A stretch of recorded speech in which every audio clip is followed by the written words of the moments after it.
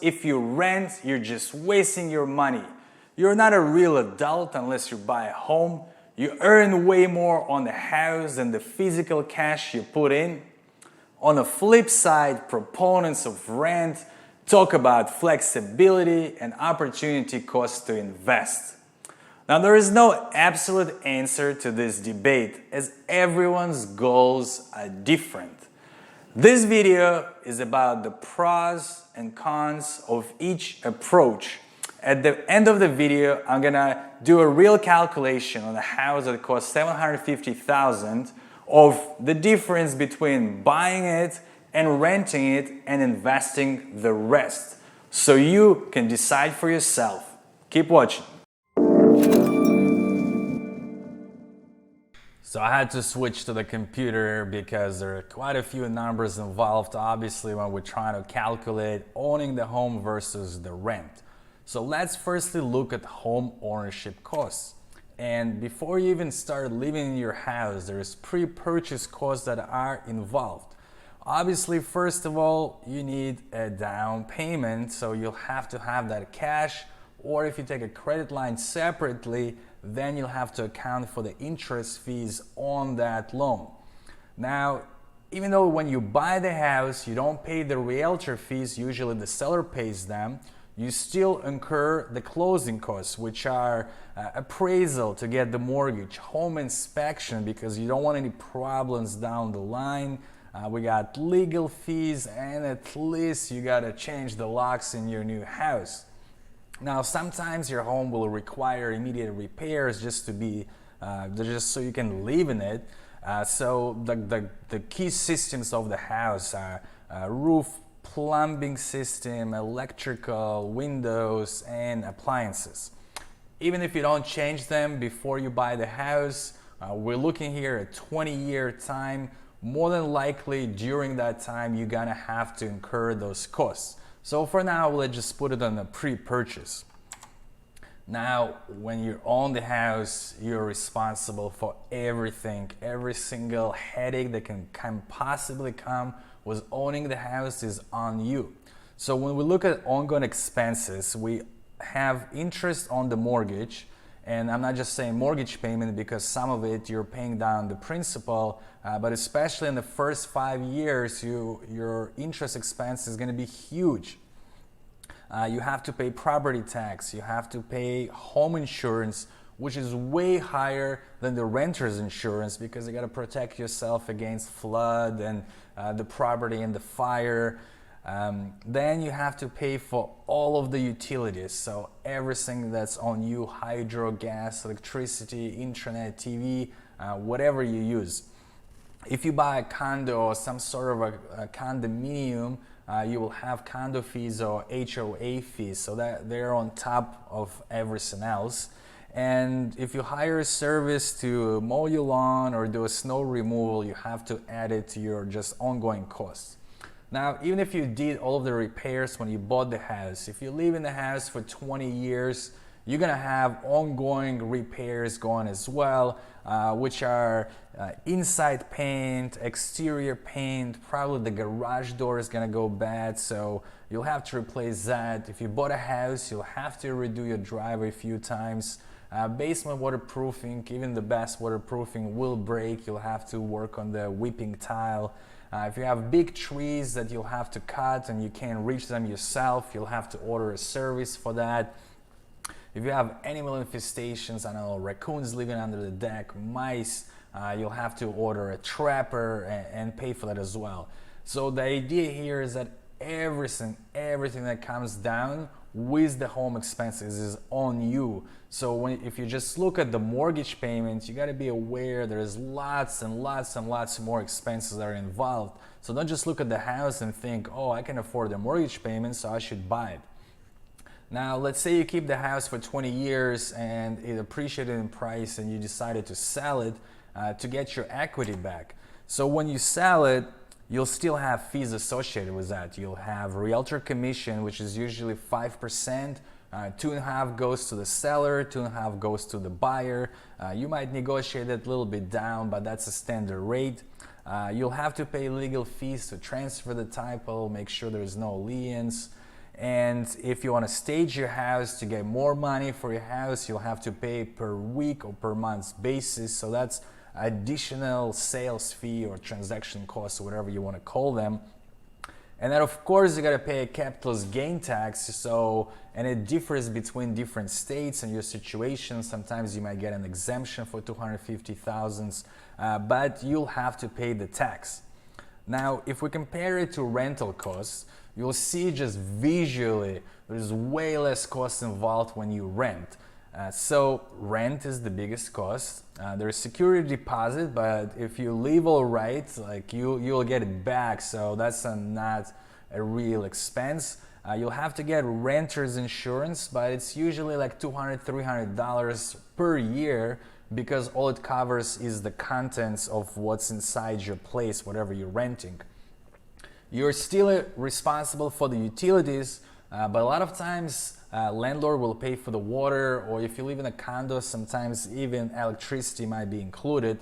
And depending on your contract, you might be responsible for lawn mowing and snow removal. So you still are responsible for utilities, but typically it's way less than when you own the home.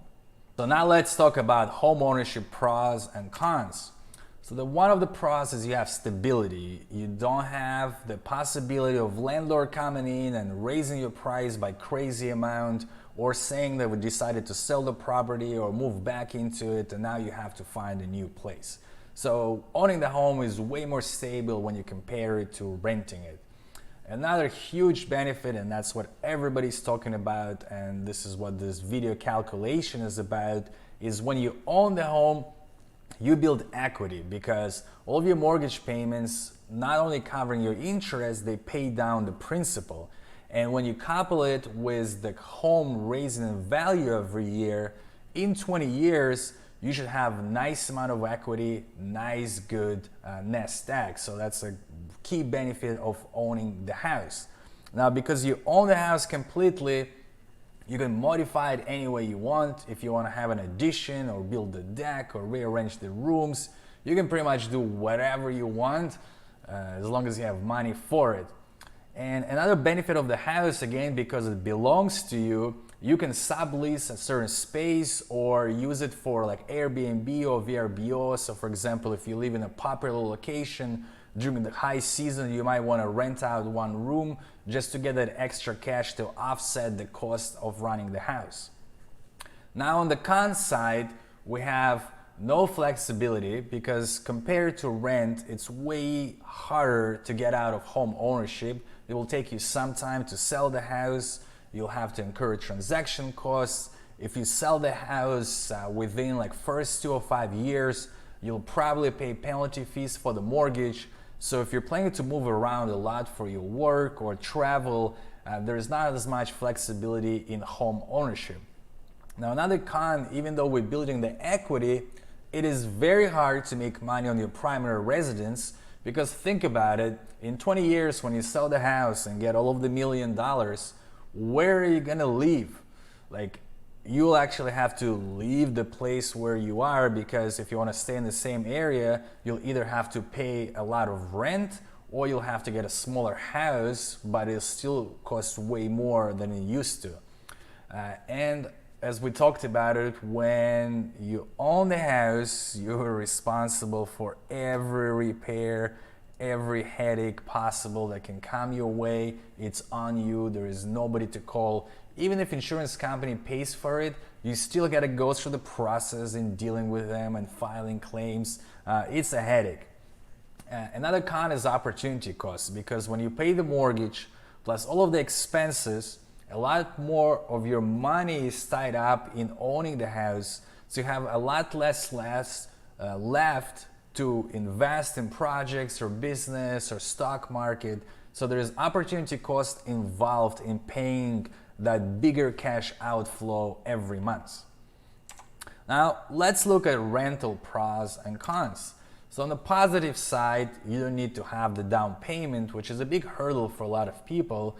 You don't even need to have a great credit history. Usually a good enough with no eviction is enough to rent a nice place. Renting a place is way more flexible because it's way easier to get out of lease. There is no transaction costs, there is no time to sell. Usually you give a 60-day notice and you can move. So if you're again planning to travel for work or take a year off and travel down south, you can do it when you rent a place. Big positive for me is you're not responsible for all of those headaches, for all of those repairs. So if you have a cracked driveway or something is happening to the house, you call your landlord and say there's an issue, and hopefully they resolve it in a timely manner. And on the flip side, when you own the house, you lose that there is that opportunity cost. When you rent, because your rental check is lower than mortgage and you're not responsible for all of the repairs, you have extra cash left to invest in stock market or projects or whatever investments you do. On the negative side, there is lack of stability as compared to home ownership, because your landlord can raise your rent even if there is rent controls. Your landlord might decide to move back into the house, so you'll have to look for a new place.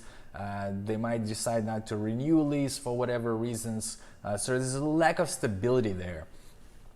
If you build an equity while you own the home, there is no building equity on your rent. Basically, the money goes nowhere. And this is what people always say, like, you gotta buy the house because rent is just waste of money. And if you watch till the end of the video, we'll see exactly how much of a waste of money is that, or even if it's a waste.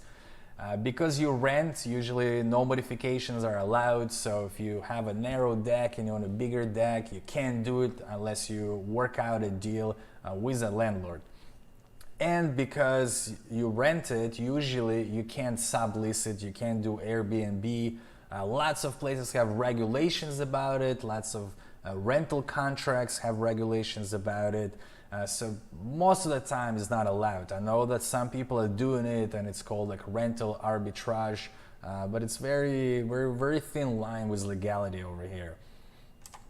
So let's look at a house, like say it costs $750,000 and we buy it for 20 years and then we sell it. So to operate the house, we firstly need $75,000, 10% on down payment just to get the mortgage.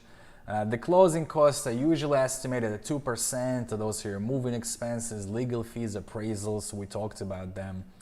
We also suggest for this kind of a house to have a repair fund because things will go wrong. So based on the value of the house, it's around $26,000. So just to buy the house, and this could be like one of the biggest hurdles for a lot of people, you gotta have like $116,000 cash. Even if you say like my closing costs will be less and I don't need the repair fund, you still need around $100,000. Now, when you operate the house with all of the expenses in a good case scenario, in 20 years, you'll spend $193,000.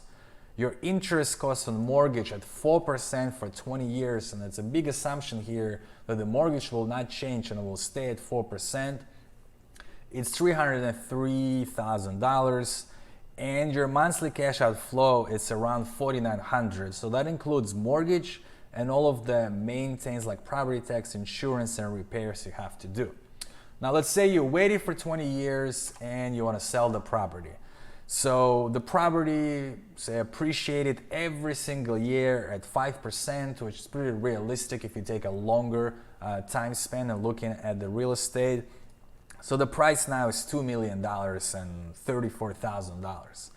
So we gotta subtract all of the costs you incurred on maintaining the property, and it's $540,000 at least. Now you have to pay the 5% realtor commission fee, which might seem huge to you, but you gotta imagine that in 20 years, all of the houses are gonna cost the same. They're all gonna be $2 million. It's not gonna be shocking to anybody. So that might be a standard commission rate. And then you'll have to pay capital gains tax, and those are calculated in so many different ways. Here we took like 15% of the net gain, which I think is on a lower end. So after you subtract all of the expenses, you have a cool $1.2 million left in your bank and you think you're rich. If we take that 1.2 million, that ends up to being 60% ROI in 20 years or 3% per year, which doesn't seem like a lot, but you got to remember You lived in the house all of the time, so you benefited not just from 3%, but from living in the house. Now let's look if we took the same house and we rented it, and some of the portion of difference between the mortgage and the rent we invested. So renting, from my research, a house of that price on average will go for $2,000. If you find something cheaper, of course, this will look way better. Let's say the rent grows every single year at 2%, so every year it's 2% on top of 2%. We add it all up for 20 years and it's $583,000 that you, as people say, threw away. You didn't build any equity on them. You still gotta pay for utilities, even though it's not as much as the homeowner, but you still gotta pay for electricity and snow removal if you need to. So in total, while living in the house for 20 years, you threw away $703,000. Now let's say that you found a way how to get 8% a year APY, which is like fairly easy if you can just buy a stock market ETF and just stay with it, don't try to trade. 8% is actually on the lower end because historically it's 10%. And if you get the dividend one where you reinvest it, you'll probably get a little bit even more than that. And we invest diligently the difference. So that was $4,900. Here we pay $2,000, and we still have some utilities. So the leftover is $2,500. So we invested for 20 years, every month, diligently in that 8% ETF fund. After 20 years, you're gonna have almost $1.5 million, from which you gotta subtract the $703,000 that we threw away, and you get left with $769,500. There you have it. You get $1.2 million in your net worth when you own the home versus $770,000 if you rent and invest. That's the difference of $430,000. However, you have to ask yourself some questions. Where are you gonna live after you sell the house?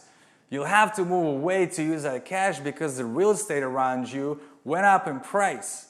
Now, we also used mortgage rate at 4%. What happens if it goes up to, say, 6%? The spread between rent and own will be much lower. What happens if we invest at 10% versus 8%? Again, that spread will be smaller. I also left out $300 in difference between mortgage and repairs versus rent and invest. This money can be used to build up your emergency fund, extra investments, or simply travel. So what's better? As usual, the answer, it depends. One thing is clear: if you're renting and investing, you're not wasting money. Now you know real numbers, you know how to calculate, so it is up to you to decide.